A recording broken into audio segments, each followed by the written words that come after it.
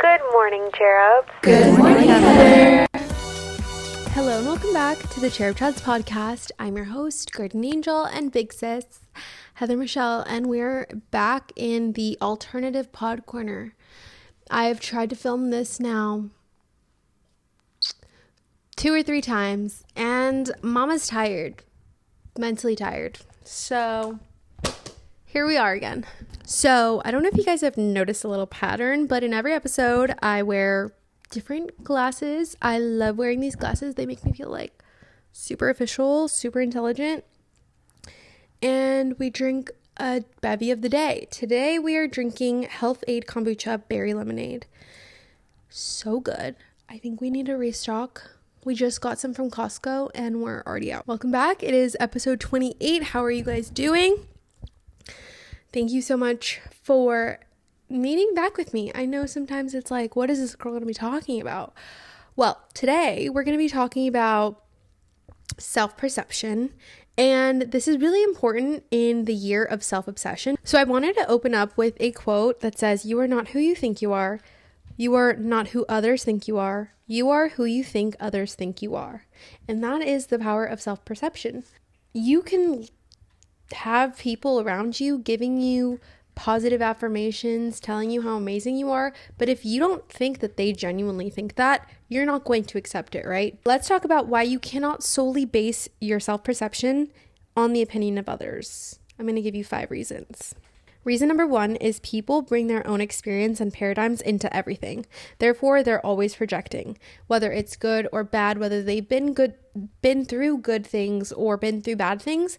They're always constantly projecting, and that's all we're capable of doing, right? Like, we can only take our experiences and react to life according to what we've already learned.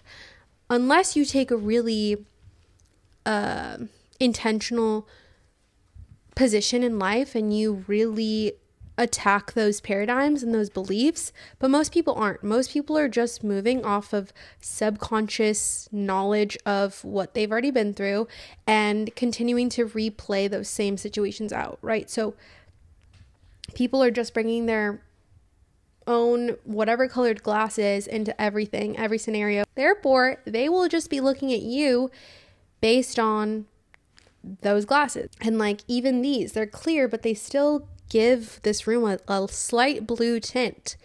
So that's not reality. Even though to me, like, that's what I'm looking at, like that couch is there for sure 100%. It's not exactly the most accurate depiction of that couch.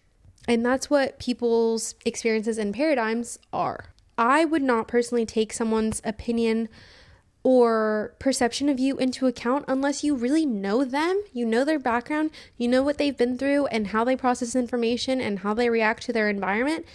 And then maybe I would take it into account. But even still, like, you can have people really near and dear and close to your heart, and still you will never know each and every turn of event that they've ever been through, every opinion, every conversation. Like, that is just impossible to do. So therefore, it really is very difficult to take someone's paradigm and accept it and accept their perception of you.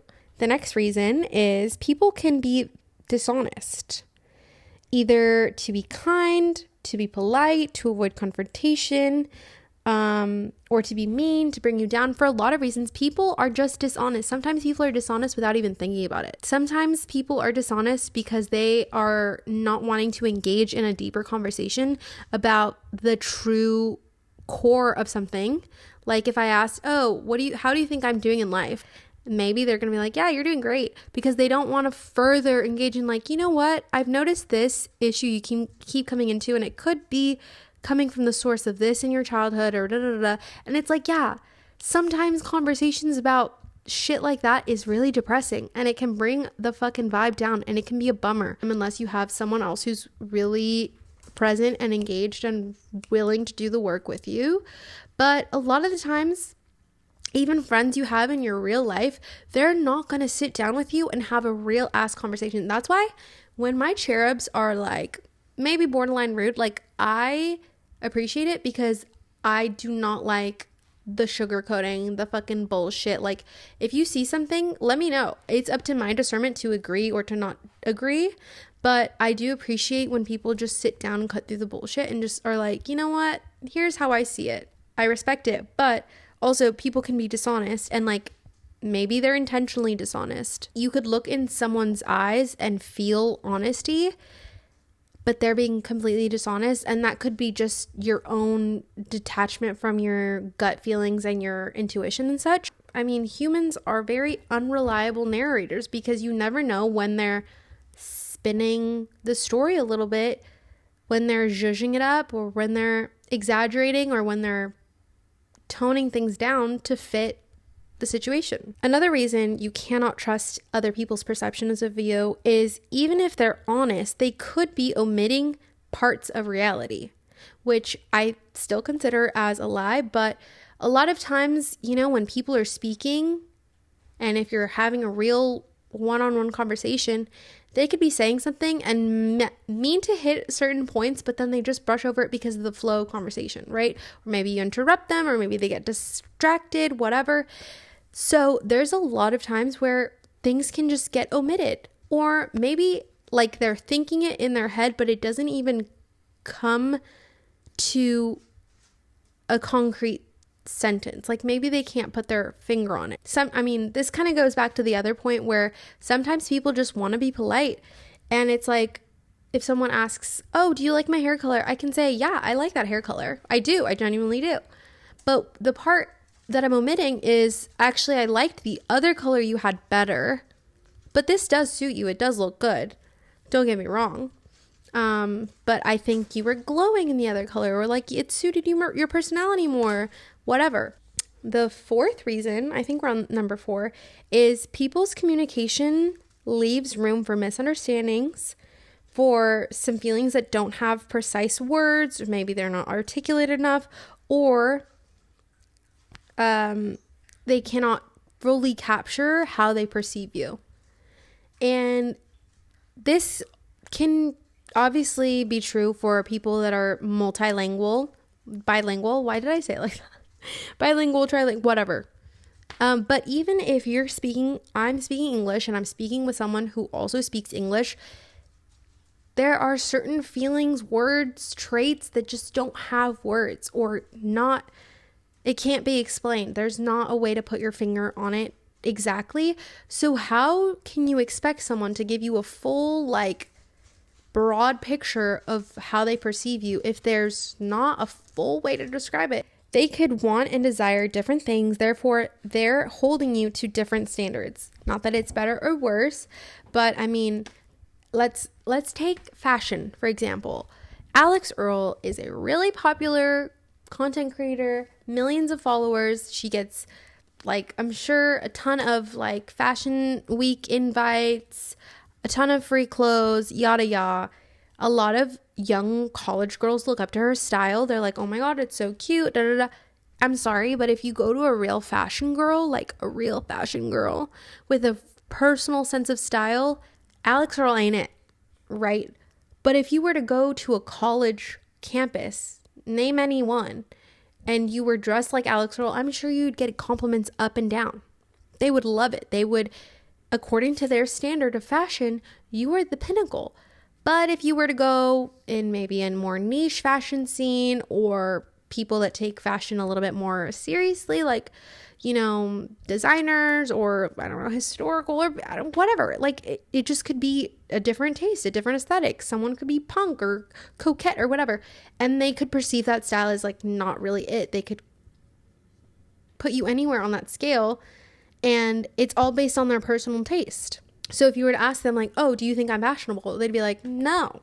Am I a good person? Am I loving? Am I kind?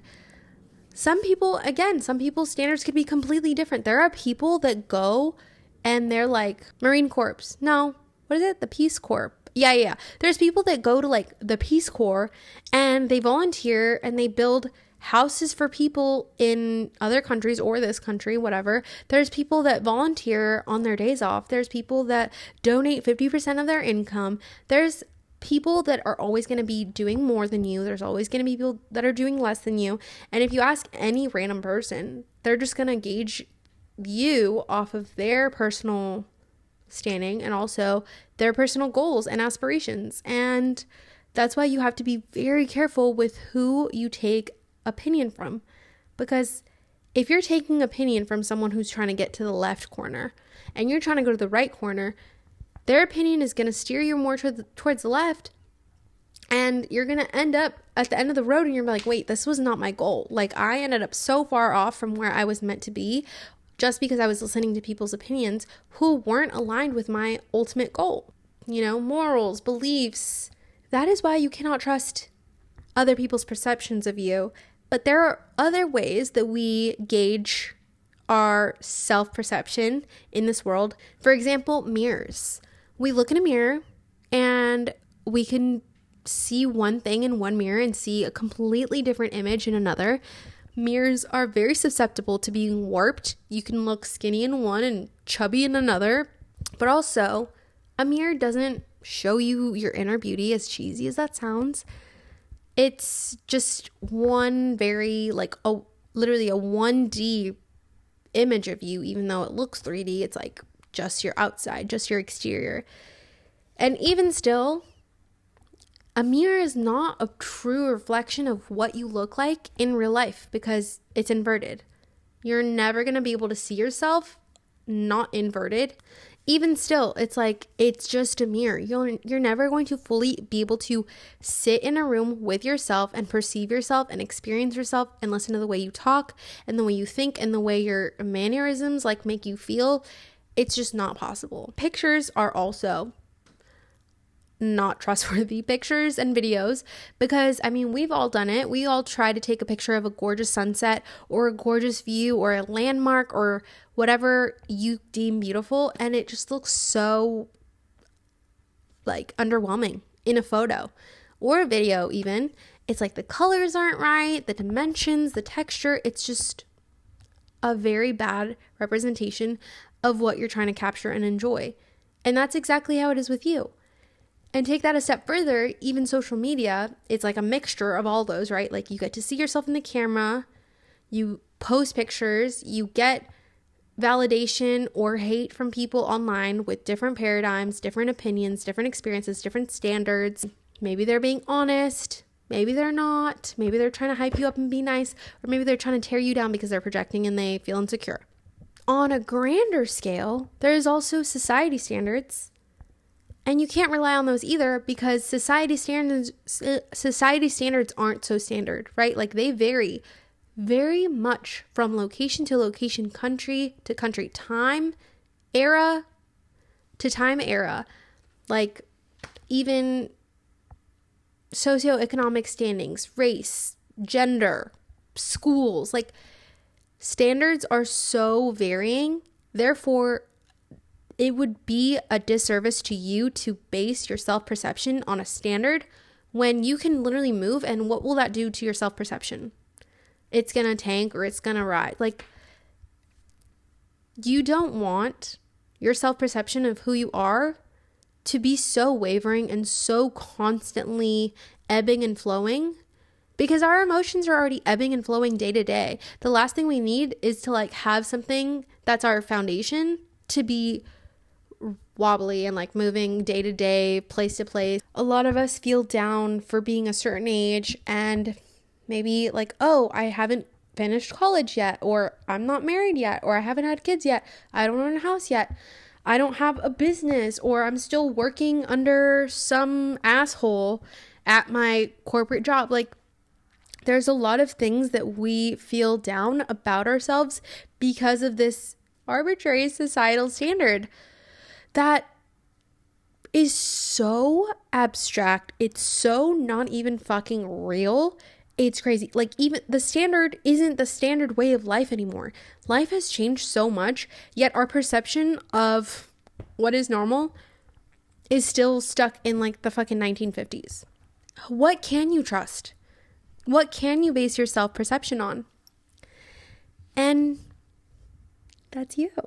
In the same way that looking towards people or to photos or social media or society is like looking in a fun zone mirror. It is just not reliable. It's wavy. It's wavering at all times. But you can look down and like, no matter the time of day, no matter what country I'm in, no matter like, I am me. I can look down and I'm like, oh, yep, that's my wrist wrinkle. But obviously we're not just talking about our physical appearance. We're talking about our internal and how we perceive ourselves and what we want to be and how we want to be perceived. And going back to the quote, you are not who you think you are. You are not who others think you are. You are who you think they think you are. And that's because at the end of the day, if we have low confidence, we could have 1,000,002 people tell us, you're so beautiful, you're so stunning, you're so talented.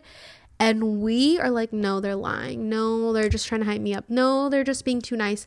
No, they feel like they need to say that for XYZ reason. Our self-perception of ourselves is bad. Therefore, we think that their perception of us is bad.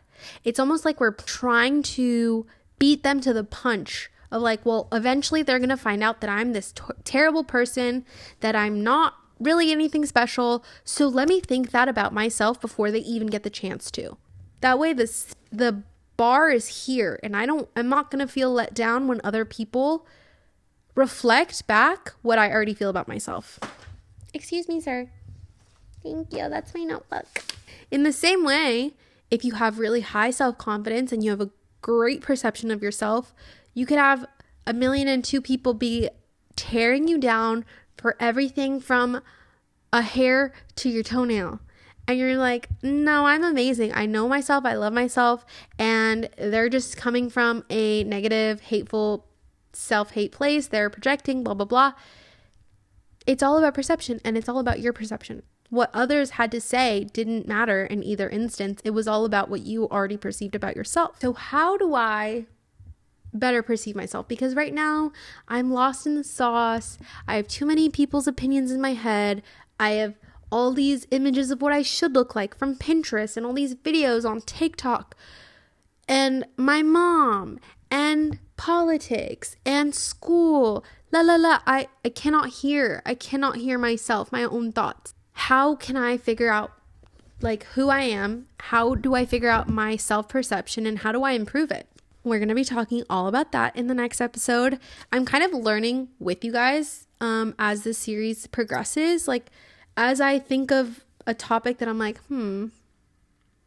why do I think this way? Why do I feel this way? Then I start kind of journaling. We're going to be talking about how to improve your self-perception and how to get in touch with your intuition and your personal voice in the next podcast. I'm not sure if all those topics will be in one. We'll see what I find out and what I learn about that. I'm teaching you guys as I learn and as I discover during this year of self-obsession. I feel like the first couple months I was definitely in survival mode, especially with all the politics going on. Even though I'm not necessarily directly affected, it's just very stressful to know that my people are going through so much and that there's so much like racism and like corruption going on, like literally in the front of people's faces, like broadcast on TV and like what's going on. We're so lost. But now we're going to go into our cherub's questions for the week. Okay, this week our cherub asked, this guy wants to take me to Coachella, but I'm not attracted to him. Should I go? Or crying face emoji. Now, friend, me personally, I don't trust a man at all. If he's not your bestie, I wouldn't go. There's a lot of factors at play here. First off, unless this is like a group situation, I feel like it would be a little too unsafe to go with someone who maybe is trying to court you. It's a lot of pressure, a lot of time to be spending. I don't know how long you guys were planning on going, but like 3 days together if you're not attracted to him, and you're gonna have to like hang out with him. It kind of sounds like if he invited you to go, he's paying, right? So if he's paying for it, this is kind of like a date situation where, you know, the guy takes you out for dinner and God forbid he hopes for a little dessert action after. I hate the idea of a man holding anything over your head, especially if you don't actually like him.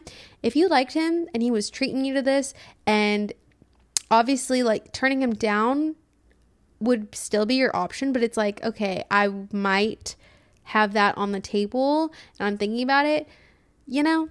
Also, if you don't like it, like that's a very couple thing to do. Like my husband and I were together for, I don't know, maybe like 8 months before we went on a trip together that was overnight. And even still, like, it was kind of stressful. I mean, there were other people involved as well, but like that's a big deal in a relationship and they might get the wrong impression if you agree to go. I don't know. I would feel unsafe being out in the desert, away from home. I don't know how far Coachella is from you. Away from your home. You're not going to have your friends with you. You're not going to know anyone around. Like, imagine if he's like, you know what? Fuck you. I'm going to go find some girl who does like me, who does find me attractive, and he leaves you in the middle of fucking nowhere in the desert. Good luck getting an Uber ride home. Everything's super fucking expensive. Also, there's probably going to be substances like drugs and alcohol involved, and that just ups the ante in the worst way because people get so messy, so sloppy. It just like heightens emotions, right? Best friend, bestie, cherub. I just don't think it's the smartest thing to do. I just can see this going so badly. So I would say no. But yeah, I wouldn't even say good luck. To be honest, I would say like, don't do it. I really don't think it's a good idea. Let's see what the cherubs had to say. Aww. I'm looking through my messages and a girlie said, such a good episode. I love that. Did you know you're the most needy boy ever? Look at this dog. So one cherub said, go alone or as friends, but don't lead him on. Another cherub said, yes, you should go, but let him know how you feel after or something. LOL. Ooh, okay. So if you're going to go, if you're going to take him up on the offer, I would say beforehand, we're just going as friends. I don't like you like that. I don't see you liking like that. I want to go and just enjoy ourselves, have a drama-free time, no hookups, no hold handing, no nothing. Like, we're just besties. Like, think of me as your homeboy and you're my homegirl. Like, or, well, I don't know if you know, you're part of the LGBTQ, but, you know, basically just say like no emotions, no romance, nothing involved. Like, we're literally just going as a homies. It's all about the people you go with. If you're gonna be awkward, like, it's just not gonna be the best time. I'm not gonna lie to you. Like, you have to, if you take your girls, your besties, camping is cheaper and it's honestly so clutch because you're right there. Like, the drinks, you could just go to your camping site and grab a drink and go back. You don't have to pay for drinks there. You can have food. You can walk to your campsite if you're really tired in between sets. Like, low-key camping, I mean, besides the heat, it's tea. But yeah, girl, I would say make it happen on your own. Have your best girlfriends go with you because, like, why would a man be there? Why would a man be there? Question number 2. My best friend of 8 years is a loud Trump supporter and I can't stand it, but I'm torn because I love and care for her so much and I'm disgusted by the things she says and posts. So I don't have a friend, thank God, that is a Trump supporter. I don't know if you see her in your daily life or what. This isn't like a difference of politics. This isn't, I think taxes should go here and you think taxes should go there. This isn't, I think we should be tough on crime and you think we should be weak on crime. This is people's lives. We are now allowing for legalized slavery in this country because of Trump. I think that's a very different thing. Republicans, different thing. Trump supporters, very different animal, very different beast. And they're being hateful and like laughing about people getting deported and people getting sent to jail and da da da. That's not a friend, babe. That's a foe. That's an op. She was in your circle, nodding to your little jokes and going to your parties and da da da da. Meanwhile, she fully supports tearing up of your community, the dehumanization of your community and people that look like you, racial profiling, legalized slavery, taking away rights of women. The list goes on and on and on. I personally would not be able to hang out and like invite someone in my living room and be like, so did you see that that new jail that they opened for farmers to do free work? I would say cut her off, let her know what's up, be like, hey, this isn't about politics. We can have differences of politics. This is about human beings, human rights, basic human decency, and you don't have it. And I don't want a friend. That's not a friend to me. If you don't have compassion for others, how can I expect you to have compassion towards me? If push comes to shove, babe. I could literally go on about this for days and days. Devil's advocate. Let me just drop this little nugget. I did see a TikTok of this woman who is pro-humans, and she was at a grocery store, and these women who seemingly were MAGA Republicans were discussing like, oh, should we eat eggs because of the bird flu? She like slid in and she's like, oh, something about, I can't remember exactly the TikTok. She mentioned something about like, oh, the USDA like warnings are not coming out to the public because Trump put a hold on that. And the girls were like, why would he do that? Oh my God. And she was like, I don't know. What she was hoping that did was like start a seed of thinking. What I'm trying to say, the message I'm trying to say here is like, potentially there could be a benefit to still being friends with her and compassionately and lovingly sharing the truth behind these policies and the legislature that Trump is trying to pass. Just letting her see the humanity behind it and the humans that are getting hurt. For a quick second there, I was on MAGA TikTok and I was like, oh my God, these comments are actually disgusting. But they really genuinely think like, oh, these are criminals. Like, these are bad people getting taken away. Good. Oh, okay, well, they happen to have wives and children. Whatever, that's their fault for doing a crime. And it's like, they just don't think past that. These are regular people just doing their regular jobs. They didn't commit a crime besides passing the border, which yes, that is a crime. Anyways, the crime does not fit the bill, and I can guarantee you your bestie boo has probably she has probably dibble dabbled in a little recreational drug here or there. Maybe she drank before it was legal. You know, there's a lot of laws that the average citizen breaks on a daily basis, yet those are not getting persecuted. Why should this? You came here illegally. You're not committing any crime. You've been here. You've been paying taxes. To me, that's just an average citizen. Okay, you committed one crime. Who has not committed one crime? And we're all just sitting at home, hunky-dory, nothing on our record, safe and sound, food in our fridge, roof over our house. Like, it's not fair. Oh my gosh, I'm so sorry. This is what happens when you get me started on this topic. I literally could go for hours. But moral of the story, I think there could be a sliver of hope for your friendship. This cherub said, let her go. If she was a good person, she wouldn't support a white supremacist. Period. TBH, she's not your friend if she wants to support someone taking away you or your loved one's rights. Yeah, it's really hard not to take it personal when someone, I mean, I don't know if she's Hispanic or not, but when someone knows you and if she's been your best friend for so long and she can't even take into account how it would impact you or your family. I mean, likelihood that your families have been entangled at one point or another is very high. And the fact that she was so focused on her own interests, that she couldn't even give you or your or even here's the thing that gets me mad is like sometimes these people have to have a direct link and have to have direct consequences for them to realize that this is not a good president, which sucks.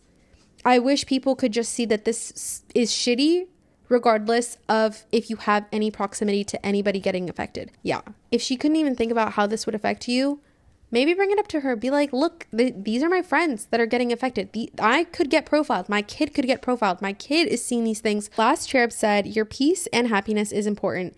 It's not easy, but sometimes we have to do what is best for ourselves. That is very true. What is best for you, bestie? Let me know how it goes with your best friend breakup. I hope you guys enjoyed that episode. I'm sorry I got heated towards the end. This is obviously, it's still very fresh. Like, we're 2 months into this year and it's just like tragedy after tragedy. So my heart goes out with you if you're feeling down in the dumps, if you're feeling the effects of this, if your parents have gotten taken away, if you have, or you have the potential of getting your, status taken away. I'm sending you love. And I know, this is the universal truth. Good always trumps evil. I can promise you that. And I've said this and I've tried to I try not to be too much of a downer. Because I know we can see a lot of breaking news, a lot of sad news all the time. But I know that everything after this is just going to be so much better. Anyways, okay. Now I'm going to leave, okay? I love you guys. I'll see you in the next one. And remember, you're never alone when you're a part of the Cherub Club. Okay, I love you guys. Bye.